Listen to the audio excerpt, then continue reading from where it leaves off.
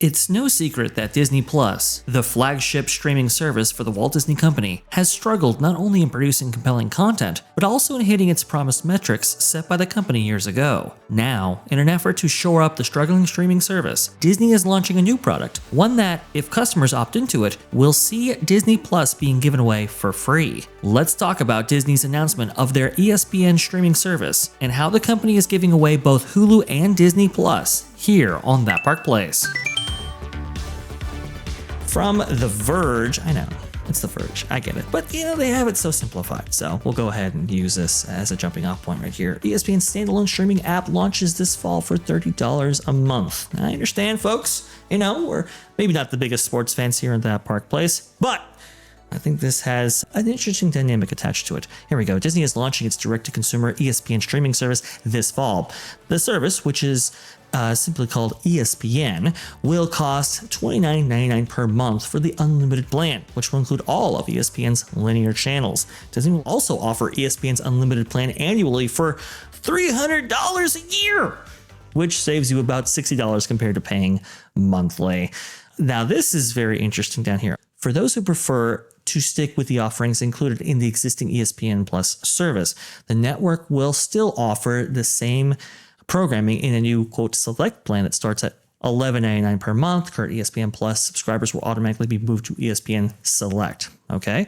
You'll also be able to get plans that bundle Disney Plus and Hulu too. And that's the angle that we want to really focus in on, because normally ESPN Unlimited bundle with Disney Plus ads and Hulu ads is $35.99 per month, which is already a significant discount from what those things usually go for.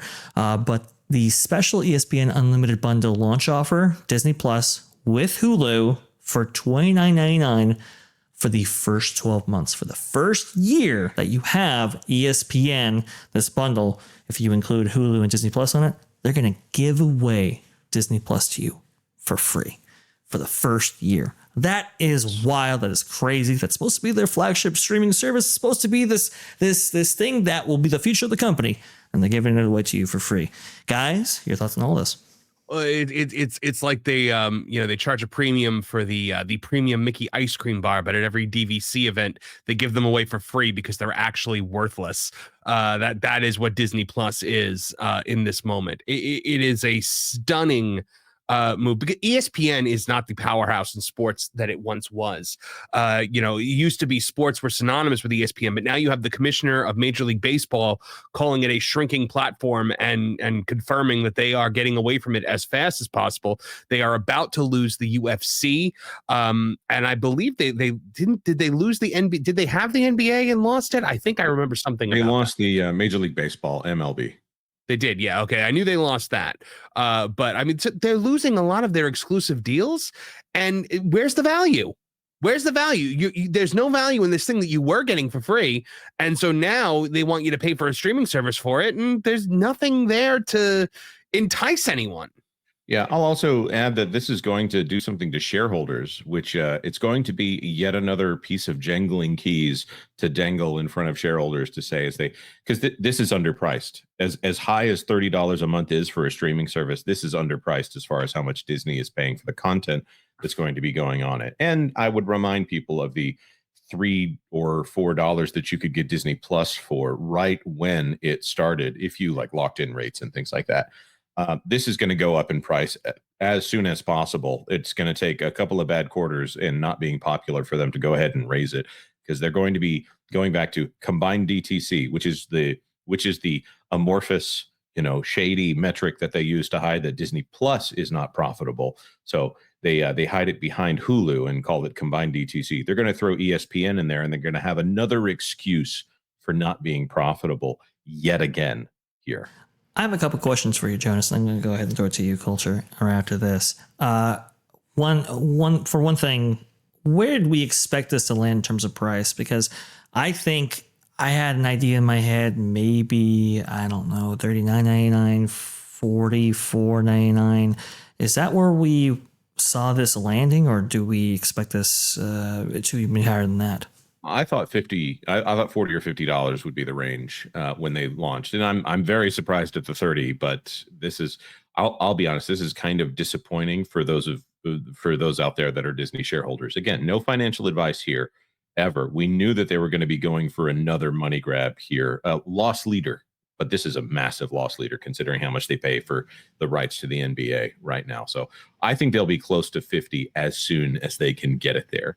They need some early numbers. They need those, oh, we got 24 million subscribers when we said we were only going to get 12 kind of figures. They're going to put some figure out there to try to say that, oh, it'll be this, when they know they can get higher than that. So they can say, oh, look, we are a success.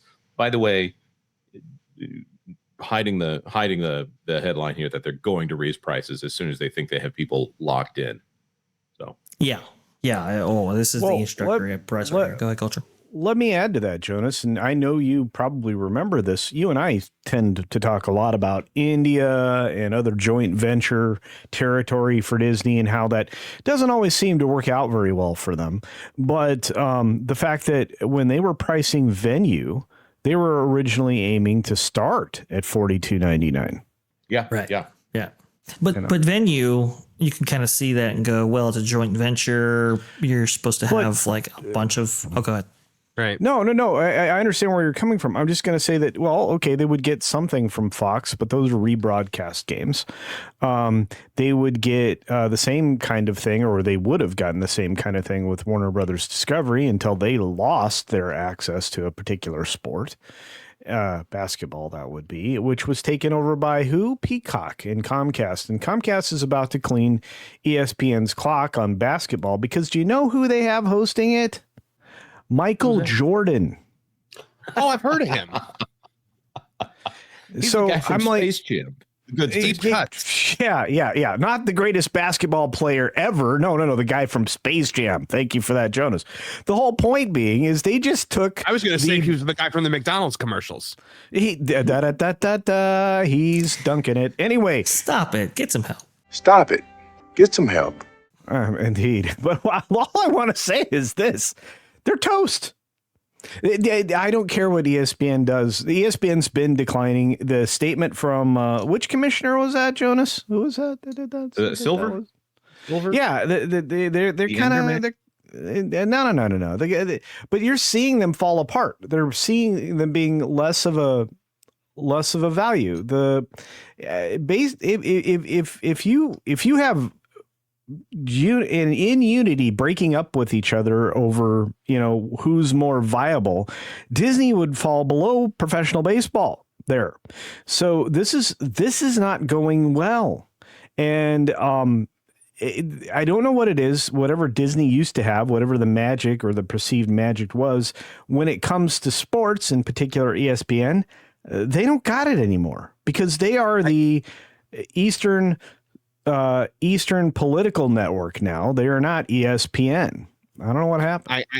I have a quote from the Major League Baseball, Rob Manfred, the commissioner of Major League Baseball. We have not been pleased with the minimal coverage that MLB has received on ESPN's platforms outside of the actual live game coverage. And then he went on to say, we do not think it's beneficial for us to accept a smaller deal to remain on a shrinking platform. In order to best position MLB to optimize our rights going into our next deal cycle, we believe it is not prudent to devalue our rights with an existing partner, but rather to have our marquee regular season games, home run derby, and wild card playoff round on a new broadcast and or streaming platform. I mean, that's a strong statement. They're devaluing their platform by remaining with ESPN, and now they want you to pay all this money for it. Yeah, and that's a big hole. I mean, baseball is still America's pastime. I would say there are a couple of maybe sports that the youth have really surged onto, but baseball is a huge thing. To have that hole in your coverage, let's say, perhaps that's why they're going with $29.99, at least introductory offer right here. It's far too low, like Jonas said. This is a price that will continue to rise. It has to in order to make it, in order to make their money back. That's just gonna be how that goes. And especially when people are cutting the cord with cable. And remember, ESPN was foisted on so many different people, and that's how they augmented their was it bundling services and their profit centers for that specific division right there. That's how they augmented the revenue from a division. When that all goes away and now you have a streaming service that's undervalued, that's going to look very, very interesting. Now, Jonas, one last question on this. The subscriber counts, will they count something like Hulu and Disney Plus differently from ESPN? Well, if you already had those, will they count you as a new subscriber if you go into this ESPN service, or are you still part of the existing? They go by, okay, so on the financial statements, currently they have Disney Plus and Hulu broken out as separate streaming services. We're thinking that eventually that will go away and be a single subscription, because that's just how it works. They might break it out by international or something like that, because internationally Hulu and Disney Plus are bundled together. They make less money on it, but that's attaching the Disney name for some reason causes that content to be valued at less than half of what it does here in the United States. Anyhow, what is probably going to happen is they will count those Disney Plus subscriptions separately. So this will probably cannibalize some of those Disney Plus subscriptions. They might, if somebody creates a new account for this instead of adding it on to their existing account, they could count that. But I think this will more likely cannibalize ESPN subscriptions and Hulu subscriptions more than it will really add to that number, unless there's somebody out there who is willing to pay $30 a month for ESPN and is currently not picking up Disney Plus or Hulu in those $2 deals that they keep throwing out there to almost anyone who will take them. And it'll hurt average revenue per user, at least for those two services, Hulu and Disney Plus. And again, this is undervalued. So this is a magically winning combination. Well, I just want to push back one last time on the language here. Mm-hmm. I don't care how much it costs Disney to buy the rights to sports. I don't care. That shouldn't make any difference to me. And as Jonas was pointing out, if they're cannibalizing from the last of the cord cutters when it comes to ESPN, shouldn't they be noticing that sports in total and all these other things are actually in contraction, and that no matter how much they price this sports stuff at, they're going to chase off customers, because the higher it goes, the fewer customers they'll have, and so on and so on. Because right now, and I'm working on a story for this that I was going to write for that Park Place and probably will do a video on, Americans now have over $200 worth of subscriptions they don't use as it is, as far as streaming and things like that go. That's true. It's an amazing amount of money too. Interesting. Yeah, the average spending is $205 that they don't use. That's an awful lot of money. Yeah, I think it's partly like you forget that you have a lot of them, and then sometimes you see it on your bank statement and you're like, I don't even know what this is, and I don't know how to cancel it. Yeah. And I'm not speaking from personal experience or anything. No, and especially when their name's like some odd number of letters, like AARSTB. What the heck is that I paid for? Something like that. Or try to order Vet TV, by the way, and see what happens to you, because that's a alphabet chart at the eye doctor. It's crazy. Anyway, go ahead. Sorry. It seems that people are having complaints about the various coverages that ESPN provides here. JR with $10. ESPN has the NHL. So many complaints about their coverage, biased reporting in their playoffs, cutting to commercial during play, among others. Can't even watch the ESPN games on ESPN Plus without a TV subscription. Ooh, ridiculous. Man, it's ridiculous. Absolutely terrible. One of the reasons why I was like, oh, you know what, maybe I'll get ESPN was because I wanted to watch the Devils. And I don't think I can do that on ESPN. I'm not sure if I can or not. I haven't looked into it too much. It's nuts. Well, we'll keep everybody informed, especially if those price increases come sooner rather than later. Thanks for watching That Park Plays News. For more information, consider checking out www.thatparkplace.com. And don't forget to subscribe, share, like, and send this out on your favorite social media accounts.